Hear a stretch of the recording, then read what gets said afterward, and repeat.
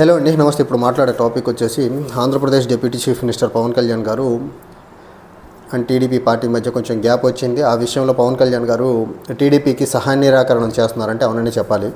So Pawan Kalyan గారు deputy CM అయిన దగ్గర నుంచి ఆయన సినిమా గ్లామర్ ఎవరివ్వండి, లేకపోతే కూటమి పరంగా చంద్రబాబు నాయుడు గారి తర్వాత ఆయనే ఉండాలనుకోవడము, ఆ అప్పర్ హ్యాండెడ్నెస్ సాధించాలనే క్రమంలో హోమ్ మినిస్ట్రీ మీద కానివ్వండి, లేకపోతే సివిల్ సప్లైస్ మినిస్ట్రీలో కానీ డిఫరెంట్ శాఖల గురించి ఆయన బయట ఆయనకు సంబంధం లేని శాఖల్లో మాట్లాడటం, డిప్యూటీ చీఫ్ మినిస్టర్గా అసలు తనకు సంబంధం లేని శాఖల్లో తన డిప్యూటీ చీఫ్ మినిస్టర్ అయినా తన దగ్గర ఏ శాఖలోనే ఆ శాఖల్లోనే మాట్లాడాలి. సో డిఫరెంట్ శాఖలకు సంబంధించిన అంశాల మీద ఆయన రియాక్ట్ అయిన విధానం, గవర్నమెంట్ని ఇరుకుని పెట్టే విధానం ఒకటి. తర్వాత తిరుమలలో జరిగినటువంటి స్టాంపీడ్ ఏదో తొక్కిస్లాట్ ఏదైతే ఉందో అప్పుడు ఆయన మాట్లాడిన మాటలు కూడా టీడీపీని కొంచెం కంటగింపుగా, కొంచెం ఇబ్బంది కలిగించే పరిణామాలు క్రియేట్ చేసింది. ఆ తర్వాత లోకేష్ని డిప్యూటీ సీఎం చేయాలనే ఒక వాదన చాలా బలంగా ముందుకొచ్చింది. ఈ క్రమంలో టీడీపీ బీజేపీ క్యాడర్ మధ్య కూడా కొంచెం వాదోపాదాలు జరిగినాయి. సోషల్ మీడియా పరంగా పెద్ద మొత్తంలో చాలా వార్ ఆఫ్ ఓట్స్ నడిచినాయి రెండు పార్టీలకు మధ్య.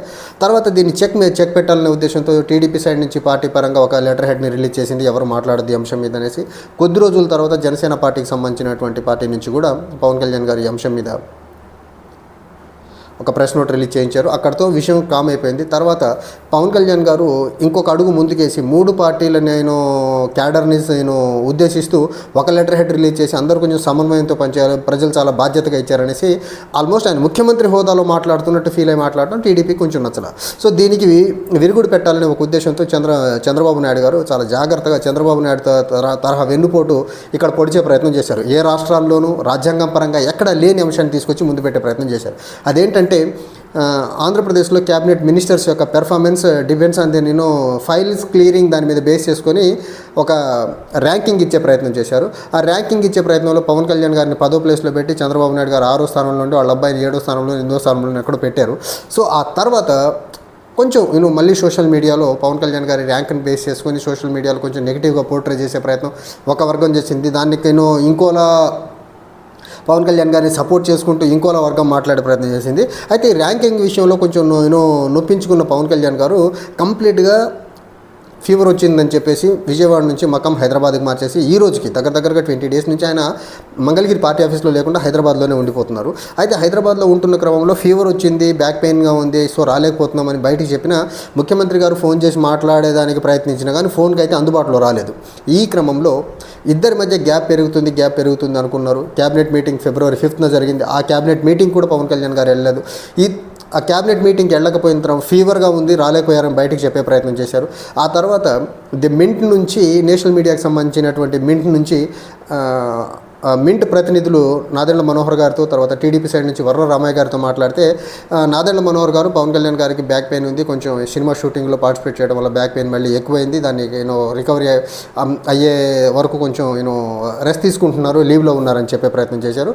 వర్ల రామయ్య గారు టీడీపీ చంద్రబాబు నాయుడు గారికి పవన్ కళ్యాణ్ గారికి ఎలాంటి గ్యాప్ లేదని చెప్పే ప్రయత్నం చేశారు. ఇక్కడ వరకు ఆల్ సెడ్ అండ్ డన్, బయటికి ఏది రానట్టు కనిపించింది. కానీ ఎప్పుడైతే క్యాబినెట్ మీటింగ్ జరిగిన తర్వాత వెరీ ఫ్యూ డేస్కి చంద్రబాబు నాయుడు గారు ఆయన సీఎం హోదాలో ఆబ్వియస్గా అన్ని శాఖల మీద ఆయనకు అధికారం సర్వాధికారాలు ఆయనకు ఉంటాయి కాబట్టి మినిస్ట్రీస్ వైజ్ క్యాబినెట్గా రివ్యూ మీటింగ్ పెట్టే క్రమంలో పవన్ కళ్యాణ్ గారు ఆ మీటింగ్లో డుమా కొట్టే ప్రయత్నం చేశారు. డుమా కొట్టి ఆయన దగ్గర ఉన్న శాఖలు కూడా చాలా కీలకమైన శాఖలు, అది పర్యావరణ శాఖ అవనివ్వండి, లేకపోతే పంచాయతీరాజ్ శాఖ అవనివ్వండి, పంచాయతీరాజ్ అండ్ రూరల్ డెవలప్మెంట్ అవనివ్వండి, లేకపోతే సైన్స్ అండ్ టెక్నాలజీ శాఖ, ఇన్ని కీలక శాఖలు పెట్టుకున్న వ్యక్తి ముఖ్యమంత్రి రివ్యూ మీటింగ్కి వెళ్ళకపోవడం, ఇది కంప్లీట్గా పవన్ కళ్యాణ్ గారు సహాయ నిరాకరణ. ఒక పక్క క్యాబినెట్ మీటింగ్కి వెళ్ళలేదు, ఇంకో పక్క రివ్యూ మీటింగ్స్ డిపార్ట్మెంట్ వైజ్ జరుగుతుంటే రివ్యూ మీటింగ్కి వెళ్ళా. ఈ క్రమంలో టీడీపీ జనసేన మధ్య గ్యాప్ క్రియేట్ అయిందని ఒక నిర్ణయానికి వచ్చిన నేషనల్ మీడియాకి సంబంధించినటువంటి మింట్ వాళ్ళు వచ్చి మాట్లాడి మనోహర్ గారి దగ్గర నుంచి, తర్వాత వర్ల రామయ్య గారి దగ్గర నుంచి ఒక ఒపీనియన్ తీసుకునే ప్రయత్నం అయితే చేశారు. ఇది జరిగిన వెరీ నెక్స్ట్ డేని పవన్ కళ్యాణ్ గారు ఫీవర్ అన్నారు, బ్యాక్ పెయిన్ అన్నారు. సడన్గా టెంపుల్ టూరిస్ట్గా మారిపోయి సౌత్ ఇండియాలో ఉన్నటువంటి టెంపుల్ అన్నీ తిరుగుతున్నారు. నిజంగా పవన్ కళ్యాణ్ గారికి బ్యాక్ పెయిన్ ఉంటే కంటిన్యూస్గా ప్రతిరోజు గత 3-4 రోజులుగా కంటిన్యూస్లీ డిఫరెంట్ తమిళనాడులో, కేరళలో డిఫరెంట్ టెంపుల్స్ని విజిట్ చేస్తున్నారు. అది బ్యాక్ పెయిన్ ఫీవర్తో ఉన్న వ్యక్తి నిజంగానే టెంపుల్స్ని విజిట్ చేస్తారా? తగ్గిన తర్వాత వెళ్ళొచ్చేదాన్ని వెళ్తే. సో అది జరిగిన డిపార్ట్మెంట్ రిలేటెడ్ మీటింగ్స్ జరిగిన వెరీ నెక్స్ట్ డేనే పవన్ కళ్యాణ్ గారు బయటకు వచ్చి ఫీవర్ తగ్గిపోయింది, బ్యాక్ పెయిన్ తగ్గిపోయింది, టెంపుల్ టూరిస్ట్గా మారిపోయి సౌత్ ఇండియాలో ఉన్నటువంటి ప్రధానమైనటువంటి టెంపుల్స్ అన్ని తిరిగే పనిలో పెట్టుకున్నారు. అక్కడ బ్యాక్ పెయిన్ లేదు, అక్కడ ఆయనకి ఫీవర్ లేదు. దీన్ని బేస్ చేసుకొని మింటోళ్ళు చాలా క్లియర్గా రాశారు.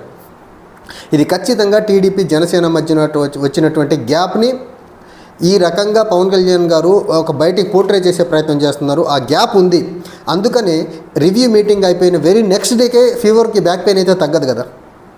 ఆ క్రమంలో డెఫినెట్గా వీళ్ళిద్దరి మధ్య ఉన్నటువంటి గ్యాప్ 2014, 2019 మధ్యలో గ్యాప్ వచ్చి విడిపోయి ఎవరి ద్వారా వాళ్ళు చూసుకున్నట్టు చూసుకుంటారా, లేకపోతే అడ్జస్ట్ అవ్వకుంటూ ముందుకెళ్తారా? పవన్ కళ్యాణ్ గారు క్యాబినెట్ మీటింగులకు అటెండ్ అవ్వకుండా, రివ్యూ మీటింగ్స్కి అటెండ్ అవ్వకుండా, శాఖపరమైన అంశాలకు జోలికి వెళ్లకుండా ఎన్ని రోజులు హైదరాబాద్లో ఉంటారు? ఇవన్నీ ఎవరికి అర్థం కాని $1 billion question. And Pawan Kalyan గారు అపోజిషన్లో ఉన్నప్పుడు ఆయన ఎమ్మెల్యే కాకముందు చెప్పినటువంటి మాట అధికారం అంటే బాధ్యత అంటారు. మరి అధికారం అంటే బాధ్యత ఉన్న వ్యక్తి దగ్గరగా 15-20 రోజులు నుంచి ఆయన శాఖపరమైన అంశాలకు ఫీవర్ వచ్చిందని, బ్యాక్ పెయిన్ వచ్చిందనేసి హైదరాబాద్లో కూర్చొని శాఖపరమైన అంశాలు సూపర్విజన్ లేకుండా అయిపోయింది. Second thing, fever and back pain అని చెప్పిన వ్యక్తి టెంపుల్ టూరిస్ట్గా మారిపోయి సౌత్ ఇండియాలో ఉన్న స్టేట్స్లో అన్నింటిలో టెంపుల్స్ తిరుగుతున్నారు. ఈ రకంగా మంత్రిగా బాధ్యతలు కంప్లీట్గా ఇగ్నోర్ చేసి పక్కన పెట్టేసి, మంత్రిగా క్యాబినెట్ మీటింగ్ అటెండ్ అవ్వకుండా, మంత్రిగా review meetings, department related CM conduct చేసిన రివ్యూ మీటింగ్స్కి అటెండ్ అవ్వకుండా ఇలా టెంపుల్స్ చుట్టూ తిరుగుతున్నారంటే పవన్ కళ్యాణ్ గారు he wanted to send A clear message to the TDP. నాకు అన్నీ బాగానే ఉన్నాయి, కానీ మీరు మినిస్ట్రియల్ పరంగా ర్యాంకింగ్ ఇచ్చింది నాకు నచ్చలేదు అని ఇండైరెక్ట్గా చెప్పకనే చెప్తున్నారు ఇక్కడ. అండ్ పవన్ కళ్యాణ్ గారి గురించి కొంచెం నేను తెలిసిన వ్యక్తులు ఎవరన్నా చెప్పగలరు, ఆయన ఇండైరెక్ట్గా కొన్ని పనులు చేస్తూ ఉంటారు. సో దానికి ఆ ఇండైరెక్ట్గా ఎలా చేస్తారనే దానికి ఎగ్జాంపుల్ ఇదే. Very next day review meeting అయిన నెక్స్ట్ డేనే బయటకు వచ్చి ఆయన టెంపుల్స్ చుట్టూ తిరుగుతున్నారంటే ఆయన క్లియర్గా ఆయన అసహనాన్ని, ఆయన నాన్ కోఆపరేషన్ని, లేకపోతే ఆయన దగ్గర ఉన్నటువంటి